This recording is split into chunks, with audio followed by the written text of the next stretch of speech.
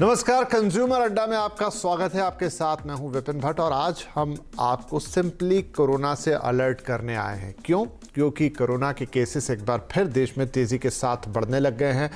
हाल ही में करीब 1300 नए केसेस रजिस्टर हुए हैं। महाराष्ट्र में ये स्पीड सबसे ज़्यादा है हमेशा की तरह और 5 जानें भी चली गई हैं। स्थिति की गंभीरता को कुछ इस तरीके से समझिए कि देश के प्रधानमंत्री ने भी इस पर एक हाई लेवल मीटिंग की है, स्थितियों का जायजा लिया है। केंद्र का स्वास्थ्य विभाग लगातार राज्यों के संपर्क में है और एहतियात बरतने की बातें कर रहा है। लेकिन अचानक से कोरोना के केसेस क्यों बढ़ने लगे? बीच बीच में कुछ स्पाइक्स हम आते हुए देखते थे, लेकिन क्या इस बार ये स्पाइक वाकई खतरनाक हो सकता है? एहतियात बहुत सारी हम जानते हैं हमें क्या बरतना होती है, लेकिन फिर भी आइए देख लेते हैं कुछ स्टैटिस्टिक्स। देखिए, जो मैं जिक्र कर रहा था कि डेली 1300 के पार यह आंकड़ा निकल रहा है, 1300 केसेस, जबकि हम ऑलमोस्ट 100 के नीचे चले गए थे। लेकिन तो उस हिसाब से तो 13 गुना यहाँ बढ़ोतरी हो गई है। 5 महीने के बाद महाराष्ट्र की मैं बात करूँ, 300 से ज़्यादा केसेस आ रहे हैं पर डे के हिसाब से और ये केसेस रजिस्टर किए हैं। एक ही दिन में 5 लोगों की जान जाती हुई है, यहाँ पर देखी गई है। पीएम ने इस पर एक अहम मीटिंग की है। तो ये वो सारे अलर्ट पॉइंट है जो कोरोना के लिए हमें बताते हैं कि कोविड-19 अभी ख़त्म नहीं हुआ है। प्रधानमंत्री भी इस बात को लेकर चेता रहे हैं।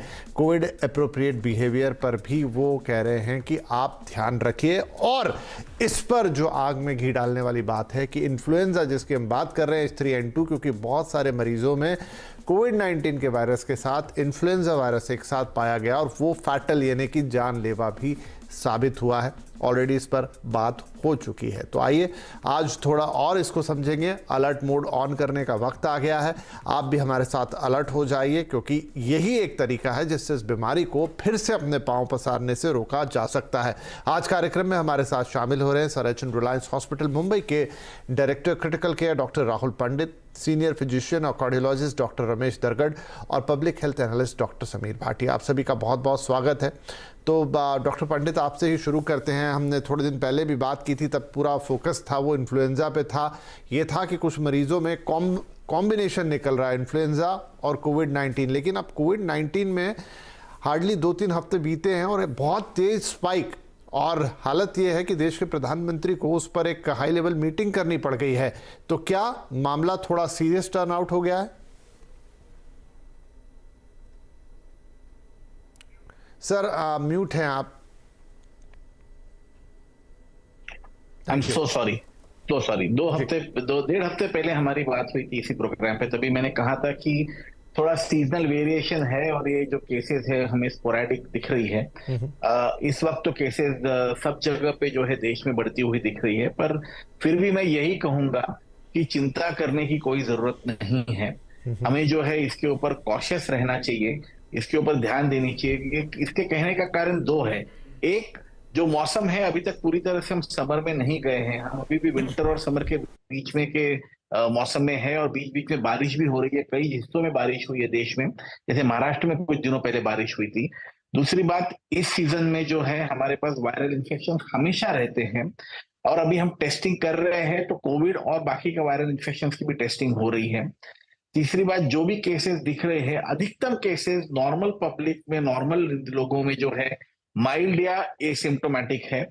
और सिर्फ जो हाई रिस्क कैटेगरी के पेशेंट्स हैं उनमें हम लोग जो है सीरियस बीमारी देख रहे हैं। फिर भी आईसीयू में बहुत कम लोग हैं, हॉस्पिटल में बहुत कम लोग हैं, इसलिए प्लीज पैनिक मत होइए। सबसे पहले तो मैं ये कहना चाहूंगा सब लोगों को, पैनिक मत होइए। यस, केसेस बढ़ रहे हैं, आप अपनी तरफ से जो है, हम सावधानियों के बारे में बात करेंगे ही आपके शो जैसे जैसे बढ़ेगा, पर इस वक्त पैनिक होने की जरूरत नहीं है। हम टेस्टिंग कर रहे हैं महाराष्ट्र में, गुजरात में, कर्नाटका में। टेस्टिंग की जो प्रणाली है, प्रक्रिया है, वो काफी अच्छी है बाकी के देश के हिस्सों के अगर आप कंपेयर करें तो, इसलिए रिपोर्टिंग भी बहुत अच्छी हो रही है और आपको जो है नंबर बढ़ते हुए दिख रहे हैं। बट यस, फ्लू और फ्लू लाइक इलनेस के पेशेंट्स आ रहे हैं और अधिकतम पेशेंट घर पे जो है अच्छे हो रहे हैं। ठीक है, चलिए, तो पैनिक मत करिए। पहली लाइन आ रही डॉक्टर पंडित की तरफ से। डॉक्टर दरगढ़, क्या 2020 से अब 2023 में आ गए हम, तब भी बात होती थी कि ये बीमारी जो है वो एक समय में एक ऐसी हो जाएगी कि वायरस हमारे बीच में से कहीं जाने नहीं वाला और ये फिर एक रेगुलर वायरस के तौर पे हर साल आता रहेगा। क्या इस बार के ऑनसेट को हम उस तरीके से देख सकते हैं कि ये उस साइकिल में अब एंटर हो चुका है जहां ये आगे पीछे गाए बगाए आता रहेगा? धन्यवाद आपको मुझे इस अपॉर्चुनिटी का। देखिए जरूर केसेस जरूर बढ़ी है, जैसे राहुल ने अभी कहा है, लेकिन पैनिक होने की कोई भी ज़रूरत नहीं है। ऑफकोर्स अभी अपेक्षा यह थी कि इस 2023 के एंड तक शायद ये कोविड ख़त्म हो जाएगा वर्ल्ड से, ऐसे लोगों की कुछ धारणा थी, कुछ लोगों का विचार था। बट ये सडनली डेफिनेटली कुछ नंबर तो डेफिनेटली बढ़ा है, आपके आंकड़ों से जाहिर होता है। और ये मैं भी जानता हूँ, मैं भी यहाँ जिस हॉस्पिटल में काम कर रहा था 7 हिल, वहाँ पे करीब जो डेडिकेटेड कोविड हॉस्पिटल था मुंबई का, तो उनकी करीब लास्ट 3-4 महीनों से 5-6 केसों के ऊपर नहीं थी। यस्टरडे कल हमारे 25 से ज़्यादा केसेस हुई है। तो पॉजिटिविटी रेट भी टेस्टिंग का अराउंड 10% आ रहा है। 1300 केसेस ऑल इंडिया हो रही है। बट आई थिंक सभी माइल्ड केसेस है। हॉस्पिटलाइजेशन की जैसे कहा बहुत कम जरूरत है, आईसीयू में बहुत कम लोग जा रहे हैं। और जो लोगों को कुछ कोमॉर्बिडिटीज़ है, जैसे पुरानी अस्थमैटिक, सीओपीडीज, इम्यूनोसप्रेस लोग, जो भी एल्डरली पीपल है, जिनके लिए थोड़ा सा ज़्यादा सावधानी बरतनी पड़ेगी। आपको जैसे कल प्राइम मिनिस्टर ने जो मीटिंग की और उसके हिसाब से अपने को कुछ सावधानियां बरतने का जो दिया है विचार, वो आई थिंक जरूर करना जरूरी है, क्योंकि ये वेव में कुछ मॉर्टेलिटी जरूर हुई है। 2 नंबर बहुत बड़ा नहीं है, पर आपको सावधान रहने की जरूरत है। बट डेफिनेटली पैनिक होने की जरूरत नहीं है। ठीक है, पैनिक होने की जरूरत नहीं है, लेकिन कॉशियस तो रहना पड़ेगा। डॉक्टर भाटी, दिक्कत यह है कि और भी बीमारियां हैं, इन्फ्लुएंजा हैं, और वो फैल रहे हैं, उससे भी हमने देखा जाने जाती है। लेकिन जैसे कोरोना, थोड़े डरे हुए तो हम हैं ही, लेकिन जैसे ही कोरोना का मामला आता है, और इसमें शायद एक बात भी है कि जब ये फैलता है तो काफ़ी तेज़ी से फैलता है, और इसका एक ही तरीका है, वो है टेस्टिंग। क्या इस समय वापस से टेस्टिंग के लेवल्स ऊपर जा रहे हैं, मुस्तैदी दिखाई जा रही है टेस्टिंग में? क्या रिपोर्ट है इस समय?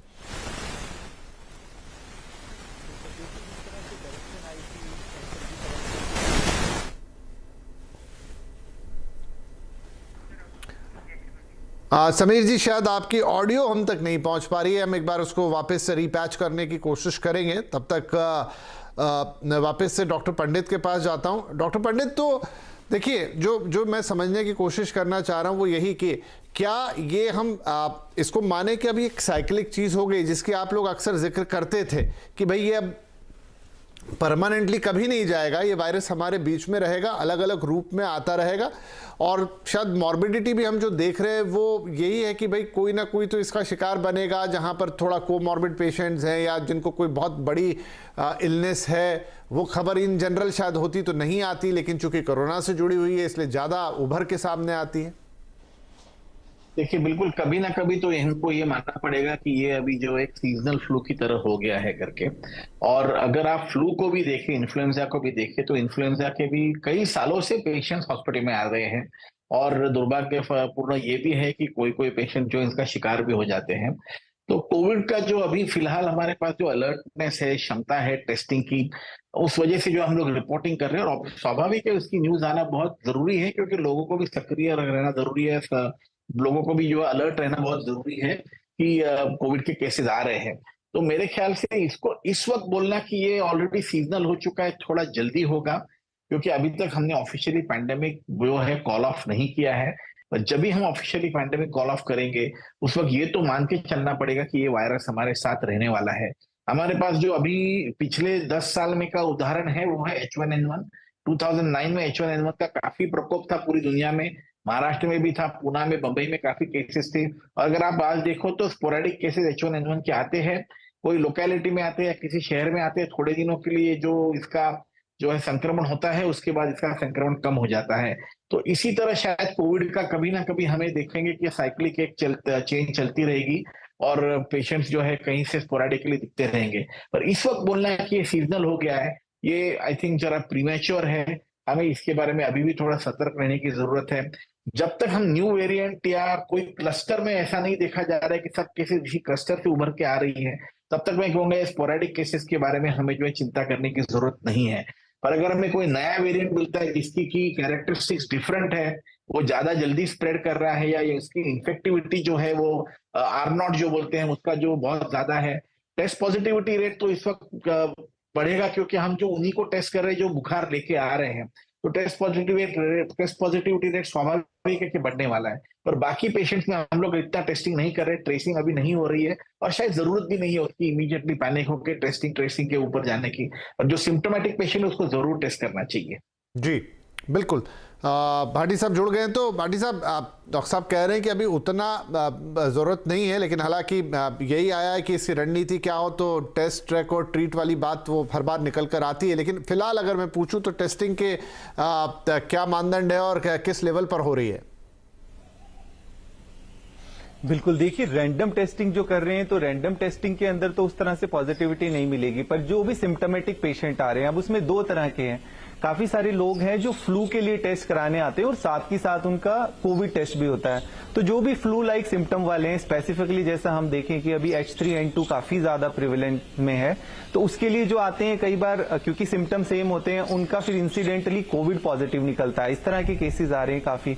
बाकी उतने नंबर ऑफ केसेस अभी पेशेंट अपने आप से कराने नहीं आ रहे। काफी सारे लोग जो सिम्टोमेटिक भी हैं वो घर पे भी, क्योंकि अब तो होम टेस्ट किट अवेलेबल है, तो घर पे टेस्ट कर लेते हैं। तो जो घर पे टेस्ट होते हैं वो वैसे ICMR में अपलोड नहीं होते, तो वो उस तरह से रिकॉर्ड नहीं हो पाते।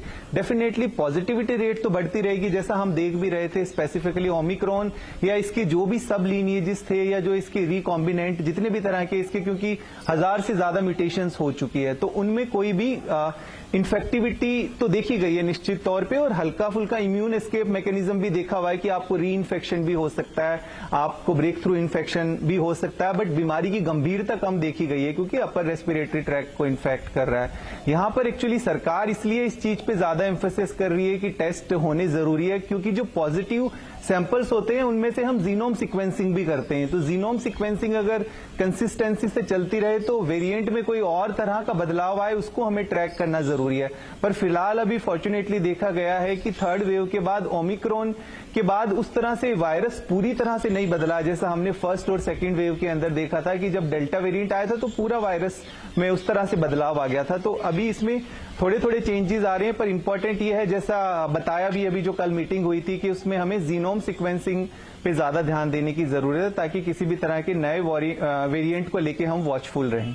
ठीक है डॉक्टर रमेश, तो क्या वापस से मास्क पहनने का, सोशल डिस्टेंसिंग रखने का, हैंड हाइजीन, मतलब मैं कह रहा हूँ प्रॉपर तरीके से, ये तो हम हमेशा ही कहते आए हैं, लेकिन एक मास लेवल पे वो एक्टिविटी होती है तो अलग ही दिखाई देती है जब लोग थोड़ा अलर्ट होते हैं, उसका वक्त आ गया है?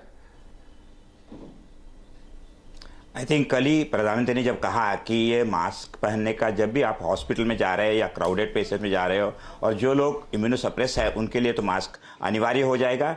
ऑफकोर्स अभी ये जो भी पंडित साहब ने कहा कि ये जीनोम सीक्वेंसिंग कर रहे हैं, इसके वेरिएंट तो चेंज हो रहे हैं।